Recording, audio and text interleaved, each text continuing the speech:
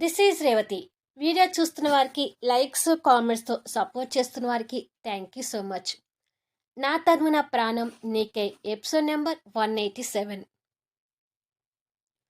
ఆ రోజు నైట్ 10 అవుతుండగా సూర్య ఆటోని ఇంటి ముందుకు తీసుకుని వచ్చి ఆపి ఇంట్లోకి వచ్చి డ్యూటీ షర్ట్ విప్పి జేబులో నుంచి ఆ రోజు సంపాదించిన డబ్బులు తీసుకొని సంతోషంగా చూస్తూ ఇంతకు ముందు రోజున గతంలోకి వెళ్ళి క్రాంతి పూజలో పాల్గొనటం, కస్టమర్గా తను డబ్బులు ఇవ్వటం గుర్తు తెచ్చుకుంటూ ఆ గతంలోకి వెళ్తాడు. క్రాంతి దగ్గర సూర్య డబ్బులు తీసుకొని భానుని డ్రాప్ చేయటానికి వెళ్తుంటాడు. కొద్దిసేపటికి భానుని వాళ్ళ ఇంటి ముందు ఆపి ఆటో దిగుతాడు. భాను పర్సుల నుంచి డబ్బులు తీసి ఇవ్వబోతుంటే, క్రాంతి అంటే మొదటి కస్టమర్గా డబ్బులు తీసుకున్నాను భాను, నువ్వేమీ డబ్బులు ఇవ్వాల్సిన అవసరం లేదులే అంటాడు. అలా అనకండి సార్, నన్ను సెకండ్ కస్టమర్ అనుకోండి అంటూ డబ్బులు ఇవ్వబోతుంది. సరే డబ్బులు తీసుకుంటాను, కానీ ముందు నేను చెప్పిన మాట ఒకటి వినాలి అంటాడు సూర్య. ఏంటి సార్ అది అని అడుగుతుంది భాను. ఈ సార్ అని పిలవడమే నాకు నచ్చటం లేదు. నువ్వు ఇంకా నన్ను సార్ అని పిలవటానికి ఆ పరిశ్రమ కంపెనీలో నీకు బాస్గా లేను అంటాడు. అంటే అది అలా అలవాటైపోయింది కదా అంటుంది భాను. సార్ అనే పదాన్ని కాస్త మారుస్తూ అన్నయ్య అని పిలువు అంటాడు. అన్నయ్యనా? నాకు ఎవరు అన్నయ్యలు లేరు. సరే ఇప్పటి నుంచి అలాగే పిలుస్తానులే. ఇప్పుడైనా డబ్బులు తీసుకో అన్నయ్య అంటూ ఇస్తుంది. అది అలా పిలువు అంటూ నవ్వుతూ సూర్య డబ్బులు తీసుకొని, అనుకోకుండా నువ్వు క్రాంతిని తీసుకొచ్చి నిజంగా నన్ను చాలా సంతోషపెట్టావు భాను అంటాడు. అనుకోకుండా కాదన్నయ్య, అనుకొని తీసుకొచ్చాను. ఇదంతా కళ్యాణ్ సార్ ప్లాన్ అంటూ ఉన్న విషయం చెప్తుంది. సూర్యకి ఇప్పుడు అదంతా గుర్తొచ్చి, నన్ను క్రాంతిని కలపడానికి కళ్యాణ్ గారు చాలా ప్రయత్నాలు చేస్తున్నారు. కానీ కళ్యాణ్ గారి ప్రయత్నాలు ఫలించడం అంటే అది మామూలు విషయం కాదు అని అనుకొని బాధపడుతూ కిచెన్లోకి వెళ్ళి వంట చేసుకునే ప్రోగ్రాం పెట్టుకుంటాడు. మరుసటి రోజు ఉదయం మైథిలి కళ్యాణ్ని ఆఫీస్కి రెడీ చేస్తూ బెడ్ మీద కూర్చోబెట్టి తల దువ్వుతుంటే కళ్యాణ్ చేతులు ఊరుకోక తన నడుముని గిల్లుతుంటాయి. అబ్బా, నీ అల్లరి కాస్త ఆపు రొమాంటిక్ మెంటలోడా అంటూ నడుము మడతల్ని నొక్కుతున్న కళ్యాణ్ చేయిని కాస్త విసురుగా తీస్తుంది. నీ అందమైన నడుము వంపును చూస్తే నేను ఆగలేనేనిమి అంటాడు మళ్ళీ చేతుల్ని అక్కడికి తీసుకువెళ్తూ.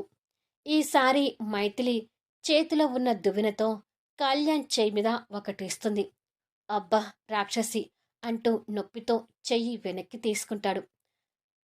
తల దువ్వటం ముగించి ఆఫీస్ బ్యాగ్ చేతికిస్తూ, ఎప్పుడు పడితే అప్పుడు రొమాంటిక్ వేషాలు వేస్తే నీకు ఈ మాత్రం దెబ్బలు తగలాల్సిందే అంటుంది చిరుకోపంతో.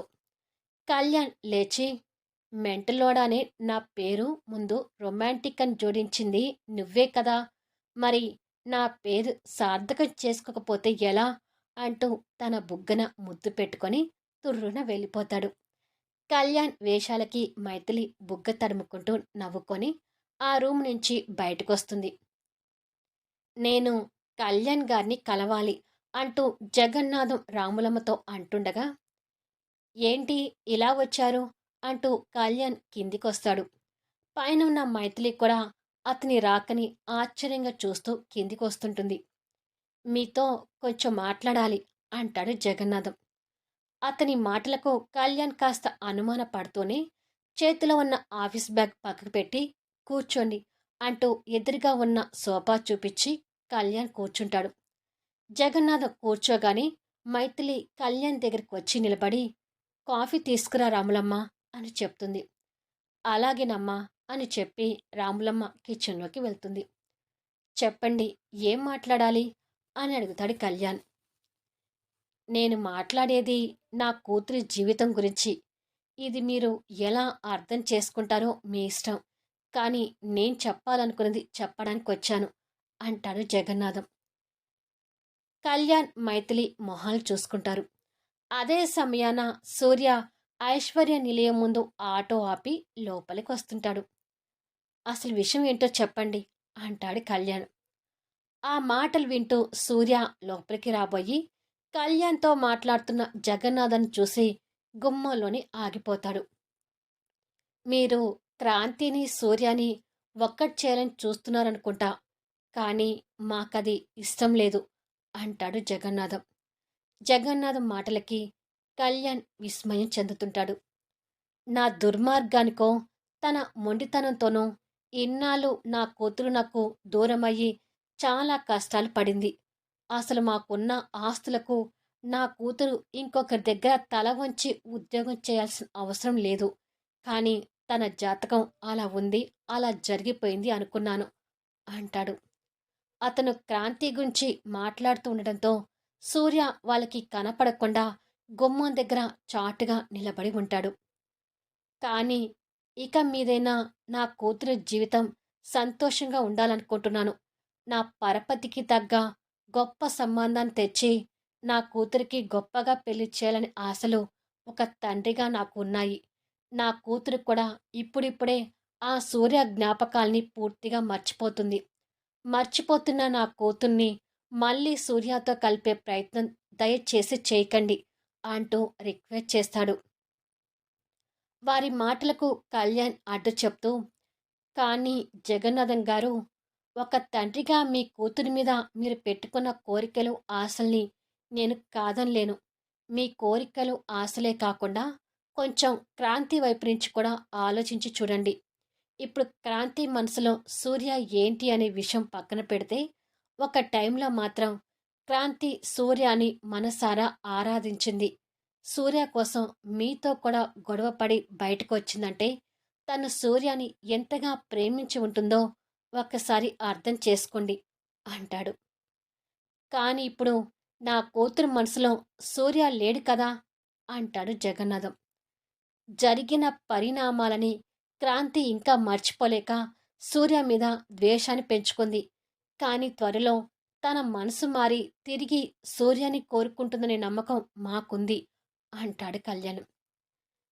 తను మేలు కోరే తండ్రిగా తన మనసు మారకపోతే బాగుండు, సూర్యాని పూర్తిగా మర్చిపోతే బాగుండు అని నేను ఎదురు చూస్తున్నాను అంటాడు జగన్నాథం. ఆ మాటలు కళ్యాణ్కి మైథిలికి బయట ఉన్న సూర్యకి కష్టంగా అనిపిస్తుంటాయి. ఆ సూర్య నా కూతుర్ని లాఠీతో కొట్టించాడండి. అంత ఈజీగా నా కూతురు సూర్యాని క్షమించి మళ్ళీ సూర్యాని ప్రేమిస్తుందని ఎందుకు అనుకుంటున్నారు? ఒకవేళ ఏదైనా నచ్చ చెప్పో బుజ్జగించో మీరు క్రాంతి మనసు మార్చినా ఏం చూసుకొని సూర్యాని మా ఇంటి అల్లుని చేసుకోమంటారు? కోట్లు కట్నంగా ఇచ్చి గొప్ప సంబంధం తెచ్చే స్టేటస్లో ఉన్న నాకు ఒక ఆటో నడుపుకునే వ్యక్తిని అల్లుడిగా చేసుకుంటానని ఎలా అనుకుంటున్నారు అని అడుగుతాడు. సూర్య చెవిలో పడుతున్న ఆ మాటలు అతని మనసుని దహించి వేస్తుంటాయి.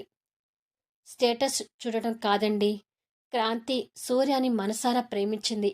ఒక అమ్మాయి అంత ఈజీగా తన ప్రేమను మర్చిపోయి ఇంకొకరిని పెళ్లి చేసుకోవడం అనేది చాలా కష్టం. ఒకవేళ పెళ్లి చేసుకున్నా తన మనసులో ఇంకొకరిని పెట్టుకొని మరొకరితో సంతోషంగా ఎలా ఉంటుంది అని అడుగుతాడు కళ్యాణ్. ఇటువంటి ప్రేమలు మర్చిపోయి కొత్త జీవితాన్ని మొదలుపెట్టిన వాళ్ళు చాలామంది ఉంటారు కళ్యాణ్ గారు. వారిలో నా కూతురు కూడా ఉంటుంది.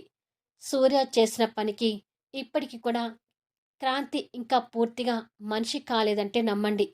సూర్య అంటే అంత ద్వేషంతో ఉన్న క్రాంతిని సూర్యకి దగ్గర చేసి ఇంకా తన్ని బాధ పెట్టడం తప్ప ఉపయోగం ఏమీ లేదు. అసలు ముఖ్యంగా మీకు ఇంకొక విషయం కూడా చెప్దామని వచ్చాను. నా కూతుర్ని బతిమిలాడో బుజ్జగించో తనకి సంబంధాలు చూడటం కోసం ఒప్పించాను. ఆల్రెడీ ఒక సంబంధం చేతిలో కూడా ఉంది.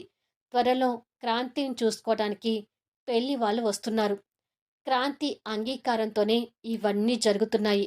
మీరు మళ్ళీ మా క్రాంతి మనసుని మార్చడానికి దయచేసి ప్రయత్నించకండి అంటాడు అతను. ఆ మాటలు విని కళ్యాణ్ మైథిలి కంగారు పడుతుంటారు. ఈలోపు రాములమ్మ కాఫీ కప్పుతో అక్కడికి వచ్చి కాఫీ తీసుకోండి అంటుంది. వద్దులేమ్మా, నేను త్వరగా వెళ్ళాలి. అని చెప్పి జగన్నాథం లేచి, ఇది ఒక ఆడపిల్ల తండ్రి బాధ అని అర్థం చేసుకుని కళ్యాణ్ గారు అని కళ్యాణ్కి నమస్కరించి బయటికి వెళ్ళిపోతుంటే అతను రావడం చూసి సూర్య అతనికి కనిపించకుండా ఇంకా చాటుగా నిలబడతాడు. జగన్నాథం బయటకొచ్చి అక్కడ సూర్య ఆటోని చూసి మళ్ళీ ఐశ్వర్య నిలయం వైపు చూస్తాడు. అతని మాటలు సూర్య విన్నాడని జగన్నాథానికి కూడా అర్థమయ్యి, నా మాటలు వినాల్సిన వాళ్ళు కూడా విన్నారన్నమాట, రావడం మంచిదైంది అని అనుకొని కారు స్టార్ట్ చేసుకుని వెళ్ళిపోతాడు. జగన్నాథం మాటలకి కళ్యాణ్ మైథిలి బాధపడుతూ ఉండగా సూర్య లోపలికి రావడం ఇద్దరు చూసి ఇంకాస్త కంగారు పడుతుంటారు. నువ్వెప్పుడొచ్చావు సూర్య అని అడుగుతుంది మైథిలి. క్రాంతి వాళ్ళ నాన్న మీతో మాట్లాడడం మొదలుపెట్టినప్పుడే వచ్చానక్క అంటాడు. ఆ మాటలు సూర్య కూడా విన్నాడనేసరికి ఈ ఇద్దరికి ఉన్న బాధ ఇంకాస్త ఎక్కువ అవుతుంది. వాళ్ళ కూతురి భవిష్యత్తు కోసం జగన్నాథ్ గారు మాట్లాడింది ముమ్మాటికి కరెక్ట్ కళ్యాణ్ గారు. వారి మాటల్ని తప్పుగా అర్థం చేసుకోకండి అంటాడు సూర్య. నువ్వు కూడా అలా అంటావేంటి సూర్య? క్రాంతిని మర్చిపోయి ఉండలేస్తావా నువ్వు అని అడుగుతుంది మైథిలి.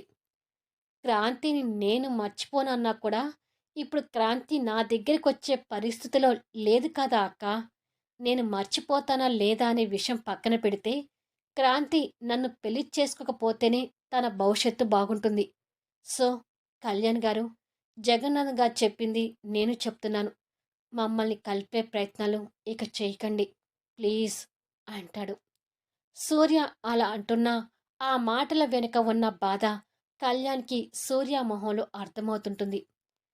ప్రస్తుతానికి కళ్యాణ్ దగ్గర ఇక ఏ సమాధానం లేదు కాబట్టి మౌనంగా ఉండిపోతాడు. నైటు 9 అవుతుండగా, ఏంటార్య నువ్వనేది? ఆ సాక్షికి నువ్వు వార్నింగ్ ఇచ్చినా వినేటట్టు లేదా అని అడుగుతుంది శ్రేయ సాక్షి మీద కోపం తెచ్చుకుంటూ. అసలు తను నన్ను వార్నింగ్ ఇవ్వనిస్తేనే కదా నా వార్నింగ్ తను వినడానికి మహా మొండి రకంలాగా కనిపిస్తుంది.